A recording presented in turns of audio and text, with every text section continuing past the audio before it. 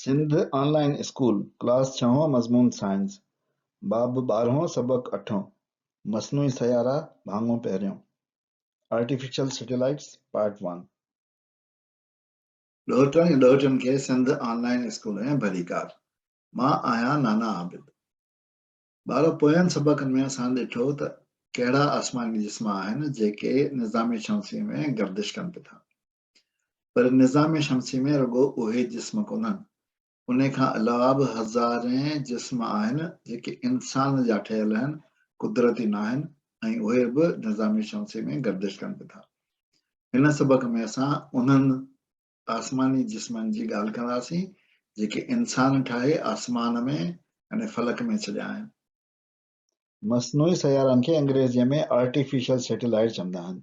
Artificial जो मतिलबु आहे हथरादू या इंसान जो ठहियल या मसनूई या गैर कुदरती, ऐं सैटेलाइट चइबो आहे पोइलॻ आसमानी जिस्म खे, जेको असां पहिरीं ॾिसी चुका आहियूं। इन हिसाब सां मसनूई सयारा इंसान जा जोड़ियल आसमानी जिस्म आहिनि जेके कंहिं कुदरती आसमानी जिस्म जा पोइलॻ हूंदा आहिनि। जेकॾहिं वस्फ़ ॾिसूं असां मसनूई सयारनि जी त हुनखे चई सघिजे थो मसनूई सयारा इंसान जा जोड़ियल आसमानी जिस्म आहिनि जेके कंहिं कुदरती आसमानी जिस्म जी चौधारी गर्दिश कंदा रहंदा आहिनि। Artificial satellites are people-made objects that orbit some natural celestial body. मसनूई सयारा कुझु हिन शिकिल जा हूंदा आहिनि। जोड़ जके जे लिहाज़ सां उनजा टे हिसा ख़ासि हूंदा आहिनि। हिकिड़ो हिसो हूंदो आहे उनजी बॉडी जंहिंखे असां बस चवंदा आहियूं। ॿियो हिसो उनजा सोलर पैनल्स हूंदा आहिनि। असांखे ख़बर आहे त सोलर पैनल छा हूंदा आहिनि ऐं सोलर पैनल कीअं कम ईंदा आहिनि। असां पोयनि सबक़ में इन जे बारे में पढ़ी चुका आहियूं। ऐं टियों हिसो हूंदो आहे एंटीना, जेको कम्युनिकेशन यानी मवासिलात जो या राब्ते जो कमु कंदो आहे। मसनूई सयारनि जा टे अहम सिरिश्ता हूंदा आहिनि। उन्हनि में राब्ते जो सिरिश्तो हूंदो आहे जंहिंखे कम्युनिकेशन सिस्टम चइबो आहे। उन में एंटीना, एम्पलीफायर ऐं ॿिया औज़ारी आलात हूंदा आहिनि। उन खां पोइ धिकण वारो सिरिश्तो यानी प्रोपल्शन सिस्टम हूंदो आहे जंहिंमें रॉकेट, थ्रस्टर ऐं ॿारण जो ज़ख़ीरो, ॿारण मतिलबु जेके फ्यूल उन में हूंदो आहे, जेके गैसूं हूंदियूं आहिनि, घणो करे ऑक्सीजन ऐं हाइड्रोजन, उन्हनि जो ज़ख़ीरो हूंदो आहे।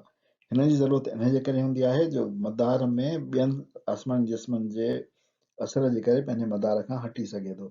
जॾहिं उहो मदार खां हटणु लॻंदो आहे त जेको प्रपल्शन सिस्टम आहे उहो स्टार्ट थींदो आहे, उनखे वापसि पंहिंजे मदार में आणींदो आहे।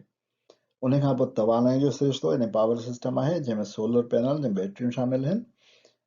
उहे हिन सभिनी सिरिश्तनि खे कमु करण लाइ तवानाई मुहैया कंदियूं आहिनि।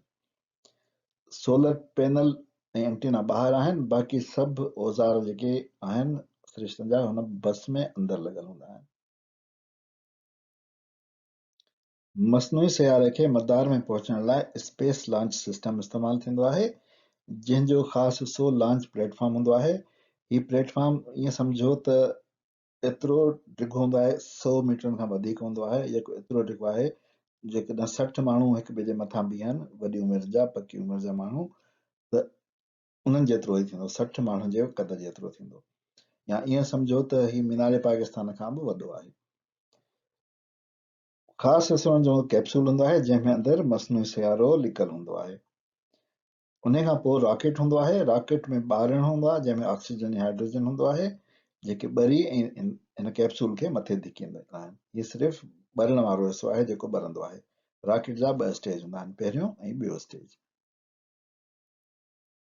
मसनूई सयारे खे मदार में पहुचण लाइ असां हाणे हिकिड़ी वीडियो ॾिसंदासीं त उहो कीअं मदार में पहुचे थो। ही जेको आहे मसनूई सयारो पंहिंजे कैप्सूल ऐं रॉकेट सां गॾु हिकिड़े लॉन्च प्लेटफॉर्म ते वेठो आहे। हिन में तव्हां ॾिसंदव त हीउ पहिरें स्टेज जो रॉकेट आहे, अछो जेको आहे उहो ॿिए स्टेज जो रॉकेट आहे, ऐं हीअं जो कैप्सूल आहे जंहिंमें मसनूई सयारो मौजूदु आहे। हिन रॉकेट खे हवा में धिकण लाइ हिनखे दुखाइणो पवंदो। जीअं असां फटाको छोड़ींदा आहियूं त फटाके खे तीली ॾेई दुखाईंदा आहियूं न, अहिड़ी तरह हिनखे दुखाइणो पवंदो। सो इनखे सभिनी खां पहिरियों दुखाइबो आहे, ऐं जॾहिं उहो दुखंदो आहे यानी हिन में इग्निशन थी वेंदी आहे। इग्निशन खां पोइ हिन में थ्रस्ट पैदा थींदो आहे, यानी हिनखे धिकींदो आहे रॉकेट असांजे हिन कैप्सूल खे मथे, ऐं उहो मथे हवा में हलंदो वेंदो आहे। उन खां पोइ हवा मां हलंदो वेंदो आहे मथे, ऐं ईअं असांजे एटमॉस्फेयर खां ॿाहिरि निकिरंदो आहे। जॾहिं उहो अञा मथे वेंदो आहे त पहिरें स्टेज जो जेको रॉकेट हूंदो आहे उन जो तेल ख़तम थी वेंदो आहे, यानी फ्यूल ख़तम थी वेंदो आहे ऐं उहो हेठि किरंदो आहे। उन खां पोइ ॿिए स्टेज जो रॉकेट जेको आहे उनखे अॻियां धिकींदो आहे ऐं उहो इग्नाइट थी वेंदो आहे यानी धिकी पवंदो आहे ऐं असांजे कैप्सूल खे मथे खणी वेंदो आहे ऐं मदार ताईं पहुचाईंदो आहे। अॻे मरहले में ॿिए स्टेज जो रॉकेट कैप्सूल खे ख़िला में खणी वेंदो आहे ऐं उहो ख़िला में जॾहिं काफ़ी मथे पहुची वेंदो आहे त कैप्सूल जा पोड़ खुली वेंदा आहिनि ऐं उहे ख़िला में रहिजी वेंदा आहिनि ऐं असांजो मस्नूई सयारो बग़ैर कैप्सूल जे मथे सफ़र जारी रखंदो आहे पंहिंजे मदार जे तरफ़।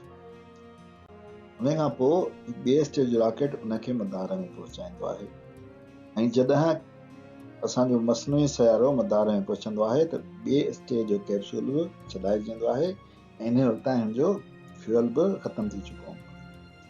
उन खां पोइ मस्नूई सयारे जा सोलर पैनल खुलंदा आहिनि ऐं एंटीना खुलंदा आहिनि ऐं हू पंहिंजी तवानाई हासिल करे मदार में क़ाइमु दाइमु रहंदो आहे, मदार में घुमंदो रहंदो आहे।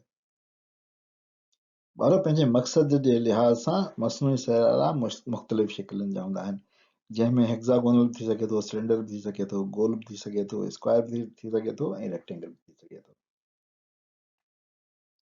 मस्नूई सयारनि जी जसामत जे बारे में ॻाल्हाइजे त वॾे में वॾो मस्नूई सयारो हिन महिल जेको ऑपरेशनल आहे यानी कमु करे पियो थो उहो आहे इंटरनेशनल स्पेस स्टेशन ISS। इन जो वज़न 459,000 यानी 4,59,000 किलोग्राम आहे ऐं माप रग्बी या फुटबॉल जी ग्राउंड जेतिरी या 5 कमरनि जे घर जेतिरी अथसि। नंढे में नंढो जेको सयारो आहे उनजो नालो कलाम सेट आहे, कलाम सेट 2। हिन जो वज़न 1.26 किलोग्राम आहे यानी तक़रीबन 1.25 किलोग्राम आहे ऐं माप 10 सेंटीमीटर आहे, उहो क्यूबिकल आहे। और दुनिया जो पहिरियों हथरादू सैटेलाइट यानी मस्नूई सयारो स्पुतनिक 1 हो, स्पुतनिक पहिरियों, जेको 1957 में सोवियत यूनियन ख़िला में मोकिलियो हो। असां पहिरीं पढ़ी चुका आहियूं त हीउ जेको आहे रूसी ज़बान जो लफ़्ज़ आहे। इन खे रूसीअ में स्पुतनिक चवंदा आहिनि। इन जो मतिलबु आहे हमराह, सफ़र जो साथी, शरीक या संगती। छो त ही धरतीअ जे चौधारी पियो फिरे, उनखे धरतीअ जो संगती या सफ़र जो साथी चयो वियो। हिन नालो स्पुतनिक रखियो वियो, पर अंग्रेज़ी में हुनखे स्पटनिक लिखियो वियो आहे ऐं असां सिंधीअ में बि हुनखे स्पटनिक ई चवंदा आहियूं। इन ते असां पंहिंजे अॼोके सबक़ जी पुॼाणी था कयूं। नाना आबिद खे इजाज़त ॾियो, वरी ॿिए सबक़ में इंशाअल्लाह मिलंदासीं। ख़ुदा हाफ़िज़।